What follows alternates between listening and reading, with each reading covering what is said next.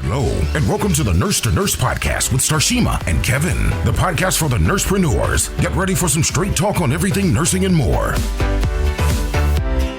Kevin, I don't know about you, but I'm kind of thrilled to be talking about this topic and about the advancements in nursing education. Hey, what's up, everybody? Welcome, everyone. I'm Kevin, and this is Starshima, as you know. Welcome to our Nurse to Nurse podcast. I'm a registered nurse. I'm an ER nurse, and we're going to talk about advancement in nursing education, preparing for the future. We're going to dive right in, and Starshima is going to start us off today because she's already got the damn topic set up and ready to go. All right. Well, I just want to say, hey, y'all. Hey, welcome to season 3 of the podcast. You know, we've taken some time off and we're excited to be back and to deep dive into some hot trending topics that are going to be game changing, whether you're a student nurse or a seasoned nurse, that this season is going to be something that's going to help you level up your game and providing quality patient care. So, Kevin, I don't know about you, but I'm kind of thrilled to be talking about this topic and about the advancements in nursing education. And one big thing, I'm going to jump into the first topic. And our first key point is all about the evolution of online learning in nursing education. I don't know, well, if you was a nurse before me, then I know that you know that online education, it wasn't as prevalent as it is now, right? Would you agree? Okay, so don't get crazy, but listen, the fucking internet wasn't invented in until 1993 or 96, some shit like that. Right. I mean, when I took my nursing boards, it was paper and pencil. Oh, yeah. You know, you're a little bit more seasoned than a lot more seasoned than I am. 2 days, and you had these old bitches hovering over you. She couldn't even scared to go to the bathroom. So. Wow, that's crazy. Well, I took it electronically and it was still kind of scary, you know. I felt like I was checking in a jail or something, the way they patted me down, but, you know. Right. But yeah, but today we're going to talk about the first key point that we want to talk about is the evolution of online learning in nursing education. And I think, you know, some people may straddle the fence with this. I think we can have strong feelings on both sides. But I think what has really happened that there's a huge evolution of these online platforms and they've become really, really sophisticated. You know, they're offering these more interactive and virtual type classrooms, giving students and people and nurses real-time discussions, as well as many different multimedia resources, you know. So I think that it has become great. I've seen this simulations in classroom setting to teach future nurses. And then also I've seen it in skills training where we're teaching seasoned nurses how to do a thing. So I think it's really, really cool, you know. So these students, they can have access to lectures and they can participate in discussions and they can facilitate their learning anywhere. And I know what you're going to say, Starshima, is not the same as the hands-on touchy-feely, because I know you like to touch your patients. And I agree, but I think that it gives you a different type of experience because when I was in nursing school, my clinical aspect or my engagement of learning was what was available to me at my facilities. Yep, I got that. You know what I'm saying? I'm not opposed to online learning. I think didactic portion is nice, you know, but not everybody likes the computers. Not everybody likes the online learning. Not everybody wants to sit and read. Some people need that. Like me, I thrive on online. Yeah. The problem I have is you can take the online portion, but when you get to the hands-on portion, you got to be able to see your patient and stuff. Now, we are getting more advancements. Like one thing that we are going to talk about that you're going to go into is augmented virtual reality type of educations or resources for online education. Mm-hmm. And I think that helped. I think it's nice. It's a good training tool, but it can never take place of one-on-one patient care. Everybody's different. Yeah. I agree. I don't think that I agree. I don't think that it will ever replace, but I think it is enhancing learning. Like students are getting a different experience in the classroom or in these nursing programs and even in healthcare settings that we didn't get. Because, you know, when we went to skills lab, they didn't bring a patient in a room. They had these mannequins that didn't do anything. You know, right. We're like, oh, let's pretend. Well, right. Now they have these different online platforms, these interactive platforms, you know, where these people talk back to you, although they're mannequins. So I think it's enhancing that and helping them be more prepared for the real world, because it was true to life that I felt like I really didn't become a nurse until I really got out there and start playing, you know, so they get a little bit more experience than what we have. So share with me, what is one topic that you think is really important about the evolution of online learning? Well, I mean, like you said, I don't remember the name of it. American Heart's going to the RQI system, but it's called the Rhapsody or something like that. But what it does is it asks you questions. Like at the beginning, you slide it to the left and right, novice, intermediate, or advanced, and you Mhm. select whatever you want. If you select advanced and you answer, it asks you questions. If you can't answer it, it's gonna fucking make you go back to the beginning. But it keeps Right. people who know the information from sitting there rehashing the crap that they already know. It focuses on your weakness instead of your skill, Mhm. and I think that's what we should advance on. The problem I have, like even with, like you said, with hands-on mannequins in the class, I just had a group of students who I asked, and they went through the COVID years in school, and they said they inserted Foley's on a mannequin, but they've never ever inserted on a real patient. Right. So what's going to happen the first time they go practice? A Well, it's lot of just gonna be patients. like first Yeah, time. The only thing they know is their technique, right? yeah, I know, but a lot of patients nowadays, I hate to say this, aren't very kind to us. And I was going to say something else, but I won't. They're not very kind to us. A lot of them probably wouldn't even want you to practice. But how are we going to get better if they don't let us do it? That's the problem. True.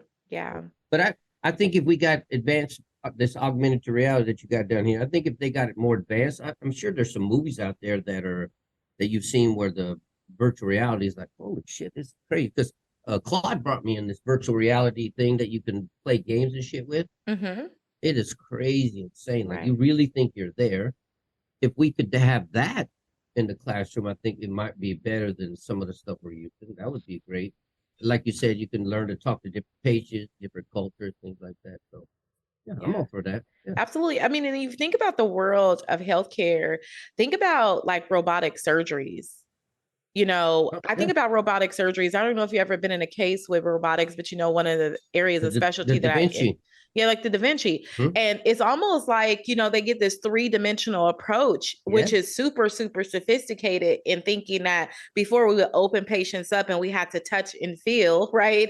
To feel what's the organs. And a lot of doctors lean to that. But now that they literally can go to this console and have like a game piece that they are manipulating, Right. suturing, Right. resecting things out of people's body is like a virtual reality in itself. It's just that the patient is laying on your table. Yeah. I mean, you Yeah. know what I No, it's mean? Like, true. No, but so it's when you true. think Yeah. about this enhancements and what this has done for surgery to patients and their outcomes, can you imagine What what it we do if for we had nurses. some Yeah. type of VR in our online classrooms, which I think is coming, and this augmented reality that is going to be absolutely game changing for these nurses that are coming out of school, being helping them be set up, in the real world.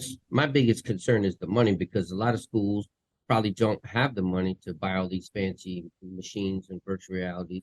And if they do, they're going to pass the cost on to the students, and the students are going to be more in debt. Like people have Yeah. so much debt in school, and I think that's where we failed ourselves as a country. I know a lot of people that are going to be busting my chops and stuff because I've already gotten crap from it from people that we know. When y'all send the letters, make sure y'all send them to Kevin Yeah, you send them to Stansberry. me, Just but kidding. I I'm mean, just kidding. no, I'm okay. I'm okay with that. But I think that we should, instead of sending, $100 billion to Ukraine, maybe we could have used that shit to fund schools and people's education and made our country better and stuff. Well, that is a What possibility. what I what the agree. hell? What the hell do I know? Right. So yeah. Absolutely. So what do you think about the augmented reality? Is there anything other besides augmented reality and online education that how about embracing your lifelong learning and professional development? What do you I think think about that that? is, and I look at it, as an advancement, not necessarily as an advancement. These are things that have always been into place, because Florence, my good friend Florence, she cool as Do you heck, right? do you really know her story though? I know a little bit about her story as I I'm teach the I'm gonna fundamentals of nursing. I'm gonna try to find you this. There was a lady. I went to a trauma conference up in San Francisco, Hmm. and there was a lady. I can't remember her name, but man, she was off the fucking hook. And she talks about our nursing role models that we've had, like Nurse fucking Cratchit and all these nurses that kill people and shit. But she Right. did bring up Florence, and she talked a lot about her history and where she came from. So Hmm. I'll find it and I'll post it and I'll give it to you because it's awesome as shit. Yeah, well, Good. she did a lot of amazing things for the nursing profession, More than Uh, people probably know, though. I mean, it's a lot of, I tell my students because we teach about the history of nursing in the beginning, not so fun stuff to kind of think about where did this profession kind of start off, from being a religious order and caring for our people who are sick to Florence coming in and saying, hey, let's turn around lives, let's improve ventilation, let's do these things, improve sanitation. Right, but did you know what she did? Like when she first came on, first of all, she was super fucking rich. I don't know if you know that. I didn't know she was rich. Yeah, super fucking rich, super fucking privileged, but she left all that behind and said, fuck you bitches. She went and joined I think it's the Crimean War. Crimean War, yeah. Yeah, she joined the Crimean War. She went to become a nurse and they told her, no, you can't be in a fucking war. Get the hell on, you're a woman. So she went back to her family, who was super fucking rich, and said, listen, Dad, can you go talk to the general and tell me you're not going to fund the war and he can fuck off and die and let me in? And that's what happened. That's how she got in. Once she got there, she opened up the tents because they were just had them in these dark tents, thrown in the quarter, wiping with soap, blood and shit. And she's the one, like you said, that cleaned all of it up and turned it around and started saving lives. So yeah, it was crazy just by hand sanitation and hygiene. Yeah, absolutely. She improved the death rate, like just by go ahead. Almost overnight. Like imagine that shit, washing your hands. Infection control nurses. No, we are the bugs of the hospital. No, so, I'm just kidding. She did. She single-handedly turned that shit around. Like I like that. And that's how she became the mother of nursing, And one of her things was that she was committed to was that us continuously being lifelong learners. And I always leverage COVID when I'm talking to my students in the classroom. I leverage COVID about how important learning is because it seemed like every day that somebody was going on to shift that we were using different practices, right? Things were changing. And if we don't stay abreast of those things, then we're not protecting ourselves. We're not protecting the patients. And then we're just kind of falling into mediocrity when we don't want to be there. It's so many advancements in technologies and best practices that there's always a better way to do a thing. But us focusing on our personal development, honing in our areas of specialties, attending workshops and conferences and certifications, to expand our knowledge and our network to be able to embrace this, that really started at the beginning and it really fosters a culture of excellence. So when we want to change the outcomes of our patients, we got to really, really foster this culture of excellence. And part of that is continuing our education. Why do you think it is that people don't want to go to these workshops or get their certifications? Why do you think they just want to pay $30 for some online 30 CE? Well, I'm going to take a shot at this. And if you all don't agree with me, that's cool. But what I think that it is that we create, although we talk about, I got to renew my license and I got to have a certain CEs, we kind of look at it as a space of a task thing, right? One box to check off to do the thing. And somehow I feel that once we get the license, we feel like we've achieved, right? Now I need to get on the floor and learn what I can learn. But what we don't understand is that every day, things are changing. And for us to be the best at what we need to do, we need to focus on that development. And it's not just going to get the license, getting the ADN, getting the BSN, and getting the master's, and that's it. We have so much more to learn that's beyond what the classroom teaches us. Because I know a lot of nurses who have their doctorate degree, and man, they dumb as a box of rocks. Yeah.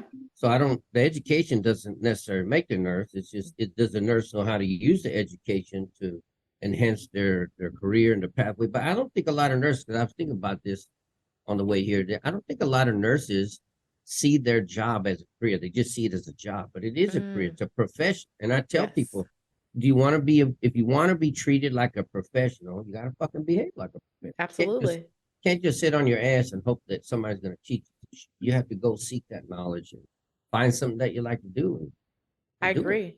Because I think about it, and just to add some context to that, like I always say, and y'all may have heard me, I talk to my students about it. If I wasn't a nurse, I probably would be an attorney, like a lawyer. Yes, I'm fascinated by it, right? And so with that, I think about if I became an attorney and coming in just as a new attorney, I still don't know a fraction of the things that I need to learn to be able to serve my people at its capacity. So I need to go and to get in front of these things and be exposed to these things and build connections to make me be the very best in the industry. And, for me, my thing is I want to be an icon at everything I do. I want to stand out. You know what I mean? Like for you, like we're making a mark in our world. We're educating nurses. We're mobilizing their voices. We're trying to change the future of healthcare. That's why I'm in a master's program, getting my MHA, because I want to challenge these systems that have been in place just to be a system in place. Let's disrupt some things, and after we disrupt it, how do we sustain it? You know what I mean? So I think that's where we got to get, we got to stop thinking that I'm joining this profession, I'm going to make buku money, because you don't.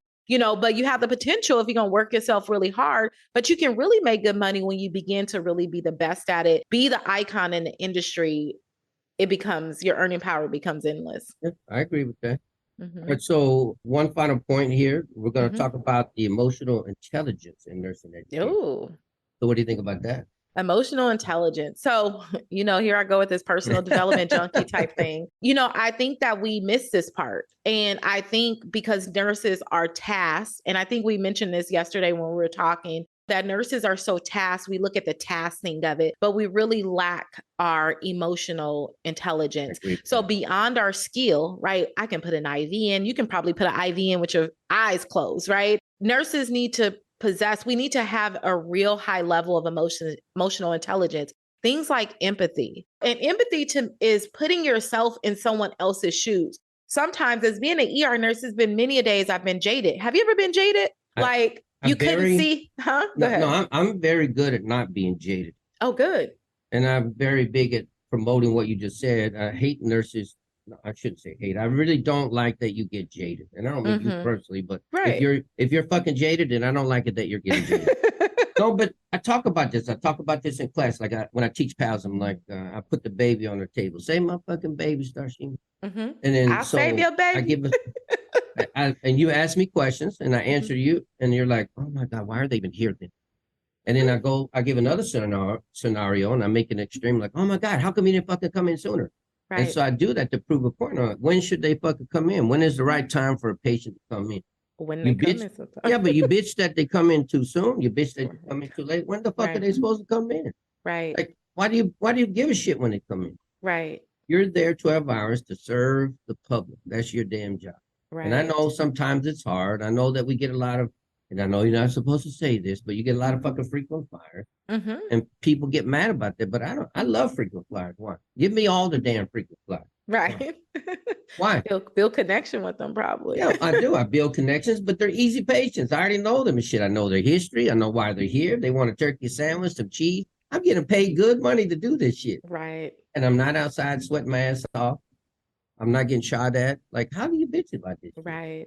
I think that empathy, we just have to, we as a people, and I think this goes back to us becoming who we need to become when we become a nurse. We are RN, you're LVN. It's not just about the initials behind the name. It's all about the man and the woman that you become when you start caring for people. So it requires you to meet the basic needs of humans. We talk about Maslow's in schools. For people to be self-actualized, there are certain things that need to be met because Maslow studies the behavioral of people, right? So empathize, be able to be empathetic with individuals, to be compassionate, right? And then communication. We talked about last season about the number one complaints that patients have is a lack thereof communication about the care that we're delivering to them. We don't talk to the patients. We talk at them, but we don't. But this is where I'll probably get in trouble for this too, but I don't really care. I'm not a very religious person. I know you are. Shit. Okay. But people go to church once a week. I love Jesus. I love, all this, but then they don't really walk the walk. They just talk the talk. Yeah. Jesus never went to fucking church. That son bitch was always out in the streets, healing the sick, taking care of the sick, mentoring the sick. He never went to the damn church. If he had a service, he'd be out in the mountains somewhere in the fields, doing his damn service, but he didn't go to a church once a week. He did it all the time. So that's, even though I'm not religious, I try to follow what he did. I try to take care of people and try to understand where they're coming from. Right. Because I could be there someday. I could be that person. My kids could be that person. Right. I love them. So. And then things can come back, right? How you treat other people, doing to others as you want others to do unto you. That's a basic command and principle, and as being a faith believer, it is hard, but we have to definitely practice what we preach and be more aligned, especially in this profession. It's like a duty. Like, this is our duty. This is our command. And if you can't handle the duty or the command, then I would ask, well, like, are you in the right space? Don't look down upon people like that. No. People say, well, Jesus wouldn't like that. And I'm trying to get relationship because I don't want to go that road. But I just don't think that he would be happy with the way things are going right now, the way we look down upon people. I don't think so. No. I don't give a shit where you're from, what color you are, what sex you love. I don't give a shit. Right. I just care that you're going to treat me nice like a person. Right. And that's the thing, I think about those times, and there's been times when I've been closer to God and further away from God.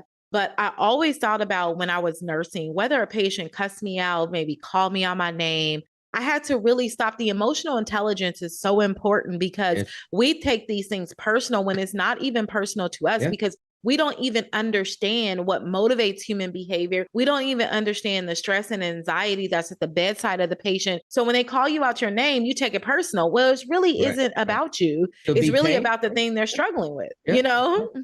I feel a new study guide or a little booklet to put out there, emotional intelligence and nursing. Oh, let's build that tonight. No, I'm just kidding.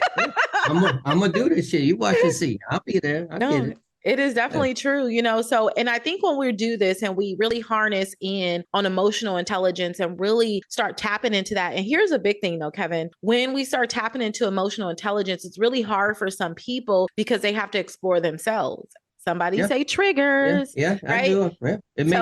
It made me explore my own thoughts and how I believe and, you know, the biases that I had and were taught as a kid and shit. Sure did. Because people are so like in this world of being so woke, right? This world of everybody want to speak their truth. We are compromising therapeutic nursing relationships and patient relationships and relationships with our colleagues because we want to tell our truth, but we lack the emotional intelligence to be able to say, do I win this battle or do I keep the relationship? And majority of the times we should be picking to keep the relationship and losing the battle, what it appears to be right now. But in the end, you're going to win anyhow. But our lack thereof of good emotional intelligence makes us feel like we're losing. And when we feel like we're losing, we feel threatened and we feel like we need to clap back or whatever that looks like. All right, so I want to just talk about two things, and then we'll wrap this up because it's almost time. But we and I talked about this yesterday, orientation versus competence. So I'm going to read you the definition first of orientation, so everybody fucking knows what that means. Orientation, the determination of the relative position of something or someone, the relative physical position or direction of something. So what does that say to you? Orientation meaning just orient. Like for me, I don't know what exactly you're looking for me to say, but for me, orientation is really just. If I said, Starshima, you need to orientate yourself to the unit. What am I asking you to do? Basically, become familiar.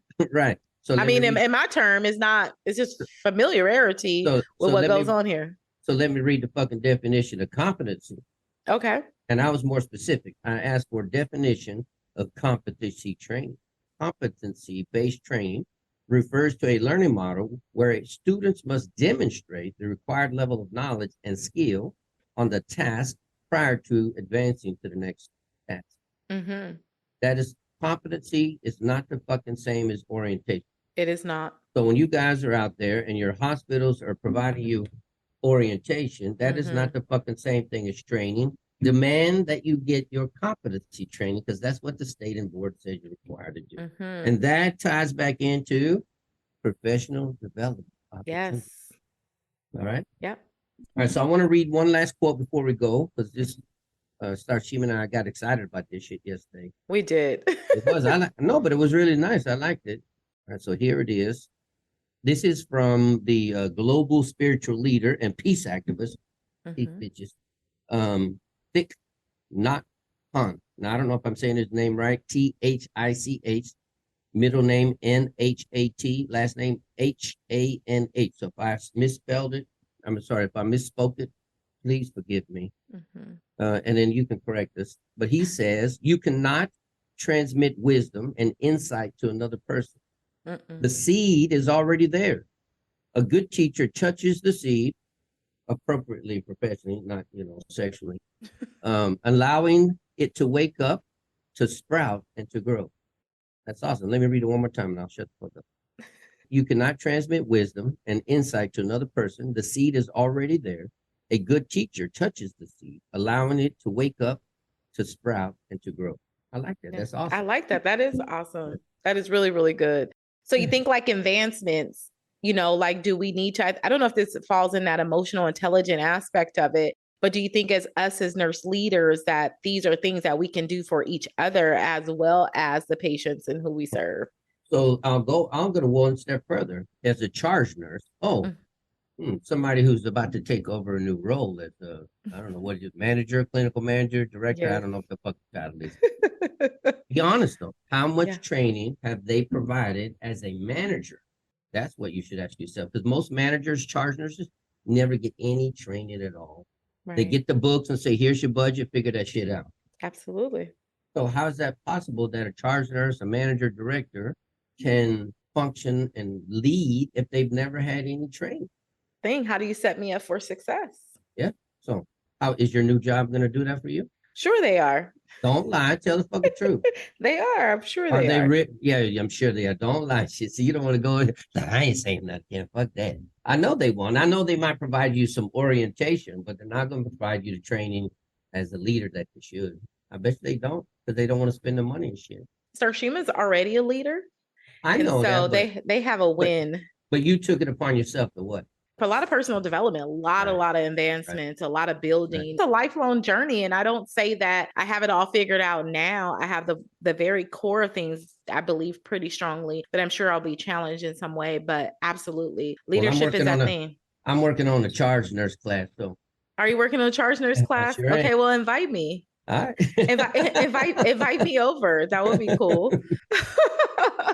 So all right, so that's the wrap up for our episode, season 3, episode 1. We appreciate you guys. You know, we had a good time here. Thanks, Starshima. It's nice seeing you again.